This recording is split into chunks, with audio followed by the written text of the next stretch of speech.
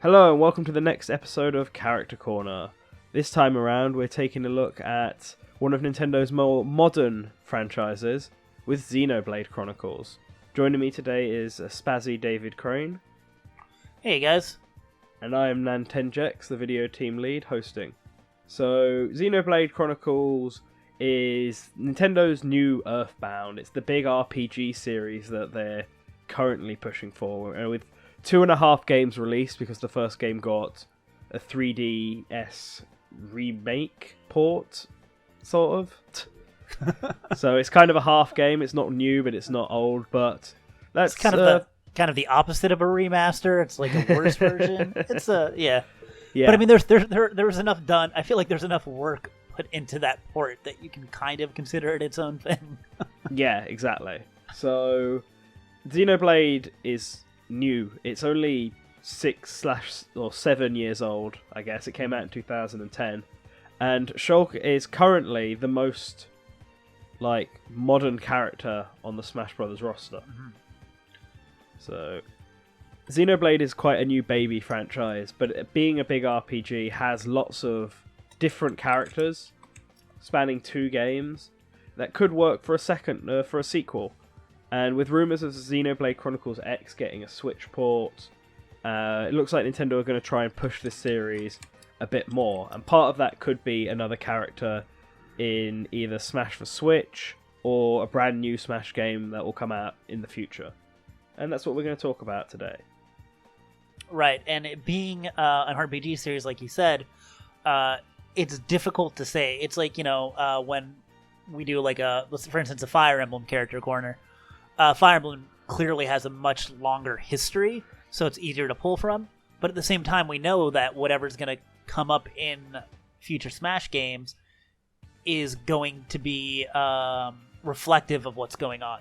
So we can say right now, and if this is for Smash for Switch, then definitely we can say, oh yeah, it's probably going to be a character from the original game or for X. But if this is, for a Smash game in 5 years and Xenoblade's still a franchise that's going on, then anything we talk about now just doesn't matter. Because there'll be new protagonists, new everything. And I guess I kind of want to start with a little background as far as that goes, is that Xenoblade, when you play X and you play the original game, it's, kind of a Final Fantasy sort of connection, where there's spells and attacks that have the same name, where there's repeated themes, there's repeated enemies, there's Nopon, there's Telethia. But beyond all of that, it's a very superficial connection. So it's a similar way to how Fire Emblem is, with each game essentially having a new brand of protagonist and not connecting to the previous one. Which is why every Smash game has had the main character from whatever the latest game is, basically being represented. Marth, then Ike, then Corrin, Robin. These are the main characters from their respective games. And so with that in mind, the first character we wanted to talk about was going to be Elma, who's the quote-unquote main character of Xenoblade Chronicles X.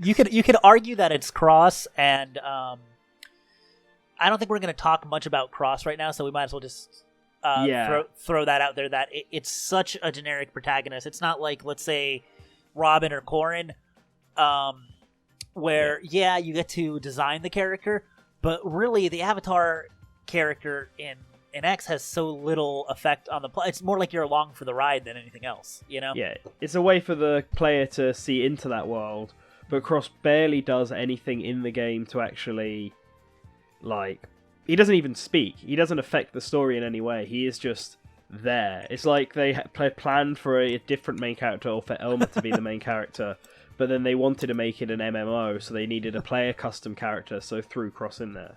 Which is why most people don't consider Cross to be the main character, and which is why, in that sense, Elma fits a lot better for that position. Which is why we think she's far more likely than Cross is. But it needed to be brought up. Right. So, I mean, what do you think about Elma's chances? Let's say if this was a Smash for Switch coming out sometime next year, and they wanted to do a Xenoblade character, I personally think she might have the highest chance. What are your thoughts on that? No, I totally agree. As the quote-unquote protagonist of the newest Xenoblade game, especially one that might be getting a port to Nintendo Switch, it makes a ton of sense for Elma to be the one who gets all the focus on that. She brings about a different thing. She's a different fighter to how Shulk plays, and a different sort of game, rather than sticking more to the fantasy element. Xenoblade is a weird sci-fi fantasy, but X is far more on the sci-fi side of things. Right. And yeah, it has less fantasy and more... Yeah, and there's plenty of elements from Xenoblade Chronicles X that could be represented. Like, we did an article on her, which you can check out, and I'll put a link in the description. But the tension meter is a big part of Xenoblade Chronicles X that she could take advantage of. There's the scales, which make a ton of sense for a Final Smash, considering how big of a thing they are in that game. There's lots of different new arts. There's double weapons. So Elma, for example, her standard equipment is 2 swords and then 2 guns, which you can swap to on the fly. Right. I think the most obvious range and close is it's different. That's exactly what I was about to say. I think the most obvious thing to implement from X that you could see with her, or with any character from that game, but with Elma in particular, is that mix-up of kind of almost a different moveset when you're far away than when you're up close. You know, you have your melee and your ranged attacks, which I think would make her a pretty unique fighter. Yeah. And she's also a lot different from any other fighter on the Smash Bros. Roster so far. I mean, she's like, we've got female space marines, obviously. We got Samus, who kind of fits that exact sort of role. But in terms of her overall design and her character type, we don't have anyone else in Smash who's like that. At least in my opinion. Right. I mean, just design-wise, she would stand out. Like you said, from anyone else there. Also, I mean, not a hugely important thing, but just having another female playable character for the sake of diversity is nice. Having a character that I feel like, looking at past Monolith works, I feel like she's just such a great visual representation of the sort of characters that you'd seen in other Xeno games that perhaps were not released on Nintendo platforms. So she's kind of a throwback to that as well. We don't really have many gun users either, you know, and by guns, I don't necessarily mean, you know, like realistic looking guns. I even include characters like Fox and Falco in that. But yeah, just having a character with that sort of firepower, kind of, you know, ranged weaponry. There's not a lot, and if it is, it's usually bow and arrows, boomerangs, things like that. So just having a character with kind of firepower, quick in and out, would be fun, would be different, would be a sort of character that I feel like I would like to play as, just personally. No, I agree. So Elma is like one of many characters from Xenoblade Chronicles X. Yes. But the issue of that game is that apart from Lyn, who's the other sort of main protagonist, all the other playable ones are fairly one note and forgettable. They're like almost all entirely optional. And because of that, Elma's the only one from Xenoblade Chronicles X who we think stands any kind of shot at being in Smash. Lyn I would could say be a maybe close. Lyn.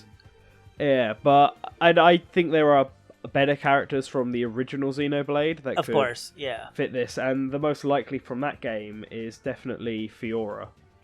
Right, who I feel like checks some of the boxes that Elma checks. She's definitely the driving force behind the first part of the original Xenoblade. And then you find out, I mean, she really is, story-wise. I don't know how much spoilers people want us to get into. I think we're a little lighter on X because it's newer, but at this point, the original game has been out so long. And if you play Smash, you've seen her trophies, you know what's up with Fiora. She really is, in the context of the game, Shulk's counterpart. Because Shulk has Zanza's Monado, and she has Mayna's Monado. He is the Bionis, she is the Mechonis, like in the bigger terms. You know what I mean? So she is literally the counterpart to Shulk. She's super important. Basically the other main character, even if she's not playable for a big chunk of the game. Yeah. No, she's the last character you get in your party, but like you said, it's this big thematic connection between the two of them. Like, the Bionis and Mechonis, Zanza and Maynith were always fighting, and Fiora and Shulk are like the next evolution in them, but they're bringing them together. And it's like a big symbol for the ending the war that's been going on between these two for islands for so long. And Fiora is the character who's like, she's one of the starting characters in the game before the whole twist happens and she disappears and everyone goes out to go find her.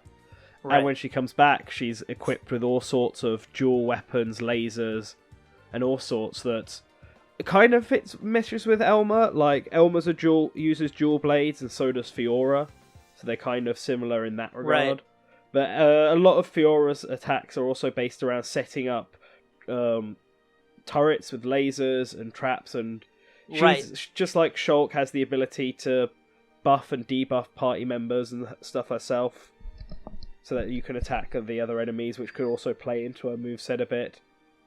Right, and I think a point of differentiation between what I would expect out of Elma and what I expect out of Fiora is that even because you're talking about how the original Xenoblade had more fantasy elements, so even with her mechon body, it was more stylized. It was like there were elements of the mechons that were almost like steampunk and very different looking, whereas Elma, everything is just very anime, Macross, sci-fi looking. And I feel like when it comes to projectiles for Elma, like guns are part of her moves, are part of her regular moves. They're just it's because they're a regular weapon. Everything with Fiora's, like you were saying, it's setting up turrets. Any energy projection or turret or things like that are more things that I see as part of her special moves.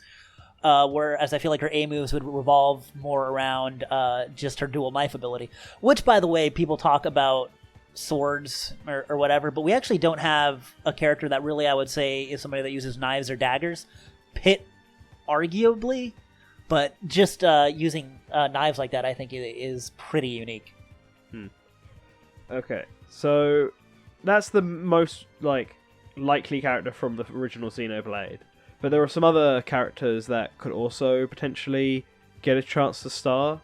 And the first one of these is Riki, who is already in Smash 4 as a assist trophy.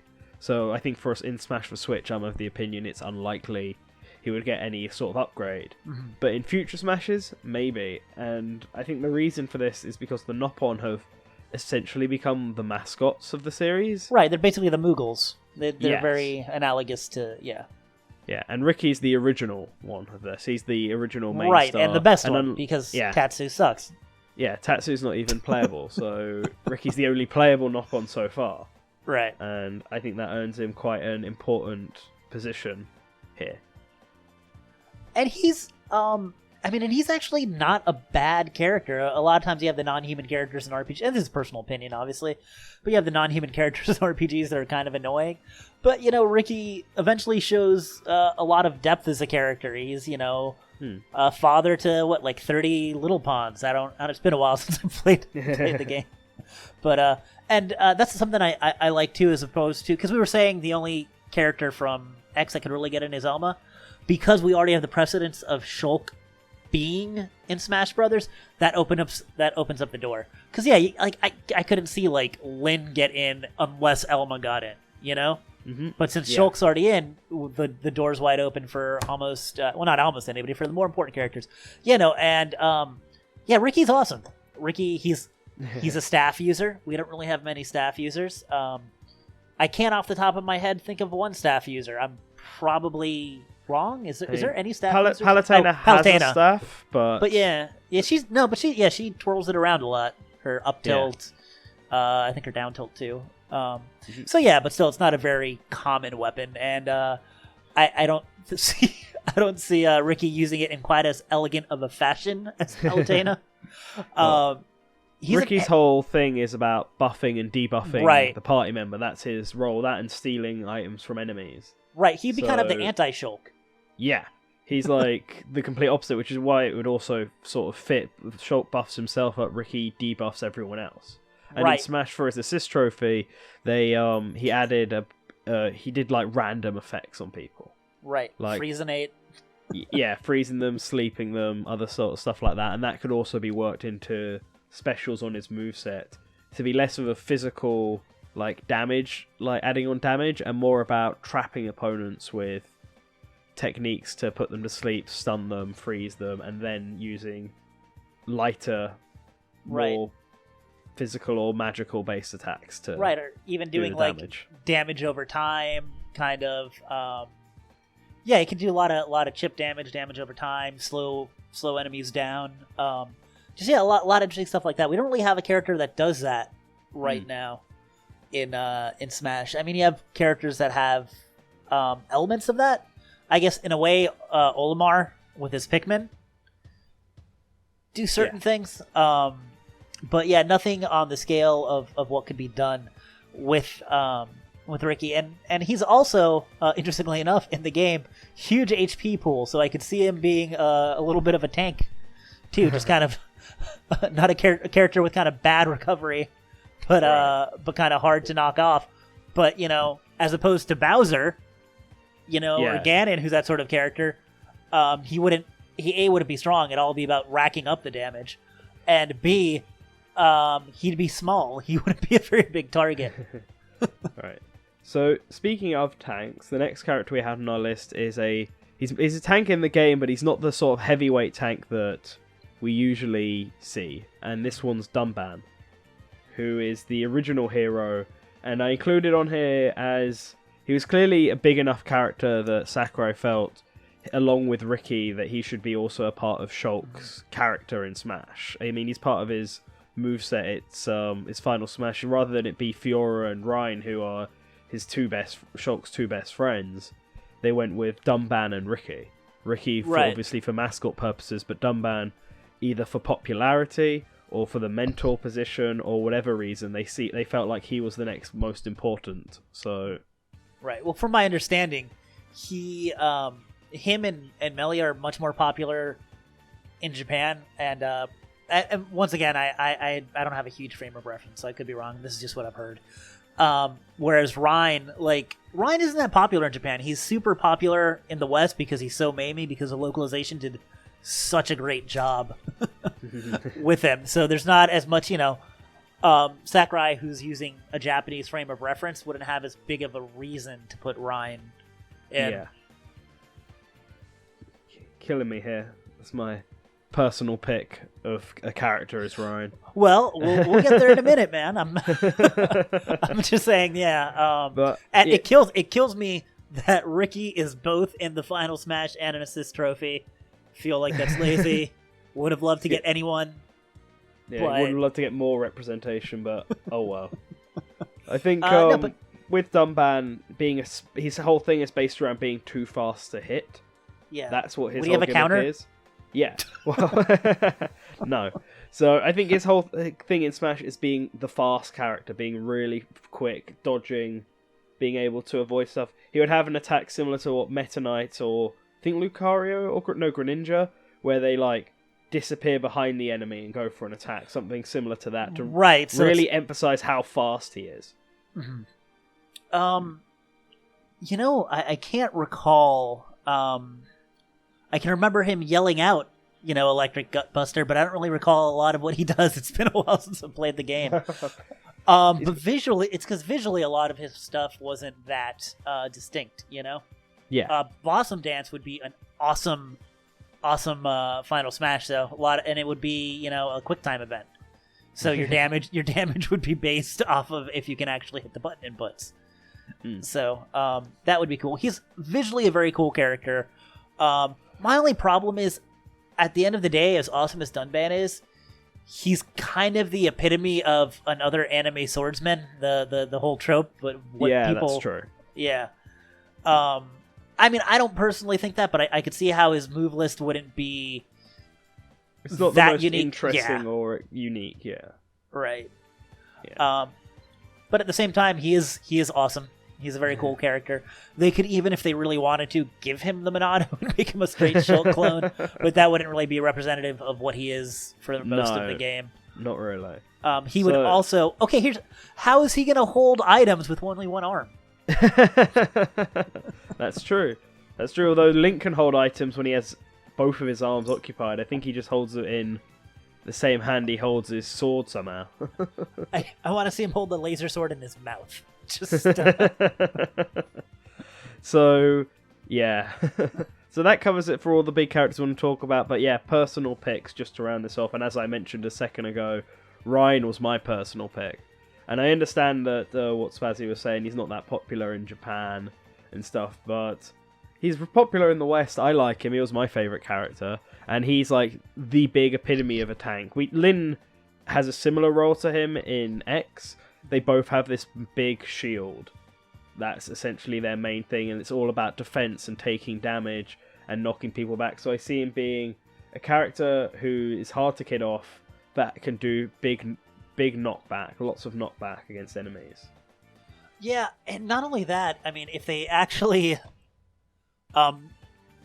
take some of the kind of tank aggro mechanics that Ryan had, it'd be interesting if he actually had like a taunt that would make you like turn around and look at him.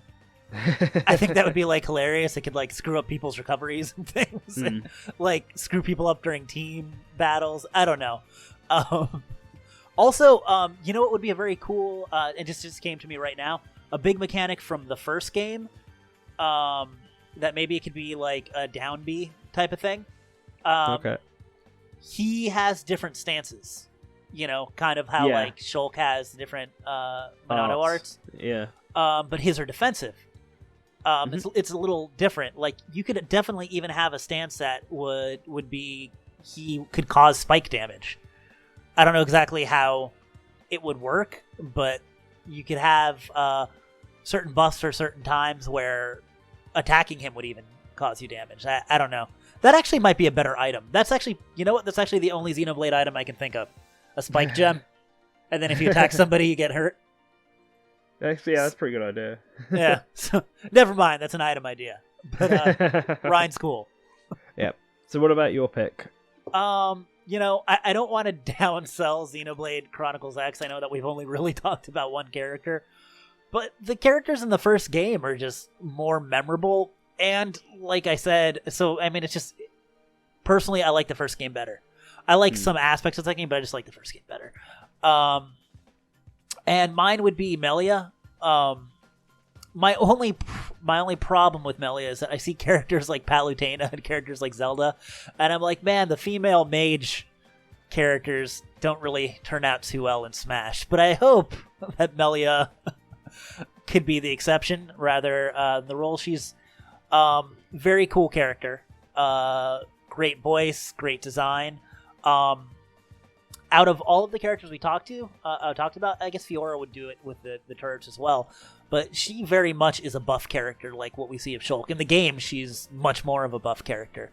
So, but you would play up, building up her